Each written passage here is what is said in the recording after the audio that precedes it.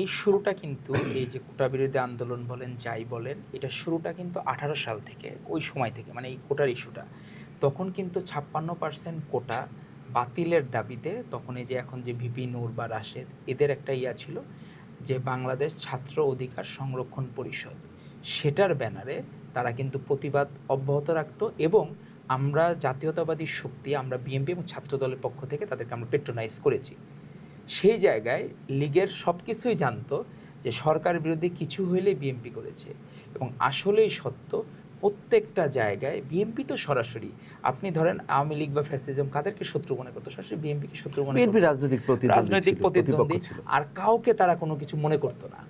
আজকে সেই ১লা জুলাই গত বছরের যখন বৈষম্য বিরোধী ছাত্র আন্দোলনের ব্যানারে এই কোটা বিরোধী বা বৈষম্য বিরোধী আন্দোলন শুরু হলো, তখন কিন্তু আমরা সেই জায়গা থেকে আমাদের শুরু করেছি, যেটা ১৮ সাল থেকে শুরু হয়েছিল, ওই সূত্র থেকে ধরে ধারাবাহিকভাবে সেই জার্নির ১লা জুলাই যখন বৈষম্য বিরোধী ছাত্র আন্দোলন প্রতিষ্ঠিত হলো, সেখানে কিন্তু আমাদেরও পূর্ণ সমর্থন ছিল।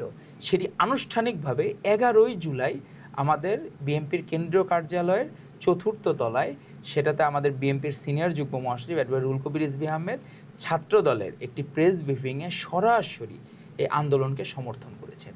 আমাদের ভারপ্রাপ্ত চেয়ারম্যান জনাব তারেক রহমানের একদম দিক নির্দেশনা। এটা কয় তারিখ ছিল? এটা ১১ই জুলাই ২০২৪। আচ্ছা। সেখানে বসে এবং সেদিন আমাদের ঢাকা কলেজের ছাত্রদলের সাবেক ভাইস প্রেসিডেন্ট আমাদের আতিকুর রহমান রাসেল, সে গুম হয়ে গিয়েছিল। তার বাবাকে নিয়ে এক হৃদয় বিদারক এক পরিবেশ পরবর্তীতে তাকে ফেরত পাওয়া গেছে। তখন তাকে যে ধরে নিয়ে যাওয়া হয়েছিল, সেদিন এটা প্রেস ব্রিফিং ছিল এবং মানে এই আন্দোলনের কারণেই এবং তারা সরাসরি এই আন্দোলন গুম করা, তখন ট্রেন্ড শুরু হয়ে গেছে তখন অলরেডি, যে কাকে কিভাবে পিক করবে। সেই জায়গায় ১১ই জুলাই তখন আমরা আনুষ্ঠানিকভাবে আমরা কিন্তু এই আন্দোলনে সরাসরি ইনভলভ হয়ে যাই। ১৪ই জুলাই আপনার সকল পত্রিকার শিরোনাম দেখবেন, মুখোমুখি অবস্থানে ছাত্রদল বনাম ছাত্রলীগ, মুখোমুখি অবস্থানে। নিষিদ্ধ ছাত্রলীগকে আমাদের সরাসরি মুখোমুখি অবস্থানে নিয়ে গিয়েছিল এবং আমাদের সরাসরি ধরপাকড় শুরু করে দিয়েছিল। এবং সেদিনই কিন্তু রাতেবেলা যে স্লোগান, ঐতিহাসিক স্লোগান, যে তুমি কে আমি কে, রাজাকার রাজাকার, কে বলেছে স্বৈরাচার স্বৈরাচার। এখন হয়তো বা রাজাকার হইলে অনেকের এই শব্দটা বলতে গাত্রদাহ হয় অনেকের, কারণ যারা ৭১-এ বিতর্কিত ভূমিকা ছিল, একটি ইসলামিক চেতনার রাজনৈতিক দল, তারা এটা ইতিহাস থেকে বিলীন করে দিতে চায় যে এই রাজাকার শব্দটা। কিন্তু এই যে রাজাকার ফ্যাসিস্ট হাসিনা বলেছিল, তার পতনের গোড়া কিন্তু সেদিন থেকে সারা বাংলাদেশের মানুষ যে ধরে নিয়েছে, যে 95% ধরে নিয়েছে যে তারা হাসিনা বিরোধী, মানে তারা রাজাকার। এবং এই দেশে হাসিনা থাকলে এবং আওয়ামী লীগের দোসররা থাকলে তারা অনিরাপদ থাকবে। ৯৫% মানুষকে প্রতিহত করে হলেও, মেরে হইলেও হাসিনা ক্ষমতা দীর্ঘায়িত করার চেষ্টা করত। এবং তার এজেন্ডা বাস্তবায়নের জন্য ১৬ই জুলাই সারা বাংলাদেশে ম্যাসিভ বুলডোজার চালিয়েছে। তার আগে ১৫ই জুলাই রাতে সকল হল খালি করে দিয়েছে এবং যারা ন্যূনতম সন্দেহ করেছে লীগের বাইরে, নিষিদ্ধ লীগের বাইরে যারা আছে, সকলকেই তারা প্রতিদ্বন্দ্বী ধরেছে। এবং সেই দিনই ১৫ই জুলাই ঐতিহাসিক ঘটনা ঘটেছে। প্রত্যেকটা মানুষ যে তার অধিকার ফেরত চায়, তার স্বাধীনতা ফেরত চায়, তার আমরা নমুনা দেখেছি। সেই বিজয়, মানসিক বিজয় যদি আপনি বলেন, ১৫ই জুলাই থেকে রাতে থেকে শুরু হয়েছে মানসিক বিজয়, যে আমরা পারলে জয় করতে পারবো, আমরা যদি সকলে একত্রিত থাকি। সেখানে কিন্তু এই স্লোগানও যে এসেছে, এটা কিন্তু ছাত্রদলের ভাইদের দেওয়া। আমাদের ভাইরা এই স্লোগানে কিন্তু প্রথম অংশ ছিল যে তুমি কে আমি কে, রাজাকার রাজাকার। কিন্তু রাত যত গভীর হয়েছে, তখন এই স্লোগান পূর্ণতা পেয়েছে, তুমি কে আমি কে, রাজাকার রাজাকার, কে বলেছে স্বৈরাচার স্বৈরাচার। এই যে সেই স্বৈরাচার শব্দটা যুক্ত করলো এবং মানুষজন মিলিয়ে দেখলো যে আসলে বিএনপি সঠিক, ছাত্রদলই সঠিক, যে আসলেই স্বৈরাচারের খপ্পরে আমরা পড়েছিলাম। এই দেশে আমরা যদি স্বাধীনতা চাই, নিজেদের ব্যক্তি স্বাধীনতা চাই, মানসিক স্বাধীনতা চাই, সকল ধরনের স্বাধীনতা চাই, তাহলে হাসিনাবিহীন আমার রাষ্ট্র দরকার, আওয়ামী লীগবিহীন রাষ্ট্র দরকার। তাহলেই আমরা সুন্দর একটা দেশ উপহার পাবো।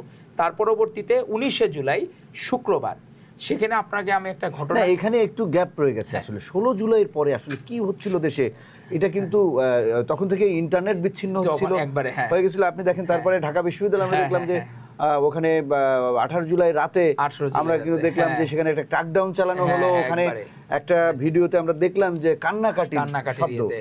এই সময়টা কিন্তু মানুষের এক ধরনের একটা অন্ধকারে ছিল। এই সময়টা আসলে কি ঘটেছিল? এই সময়টা আসলে কি, আপনি সেই বর্বর যে পাকিস্তানি হানাদার বাহিনী যেইভাবে আমাদেরকে, এখানে হইল কি, পূর্ব পাকিস্তানের ভূমিকায় ছিলাম আমরা যারা গণতন্ত্রকামী, বিএমপি, তার অঙ্গ সহযোগী সংগঠন, ছাত্রদল আর বাকি যারা অপর সংগঠন এবং স্বাধীন চেতা মানুষজন, এরা ছিল পূর্ব পাকিস্তানের সেই জায়গায়।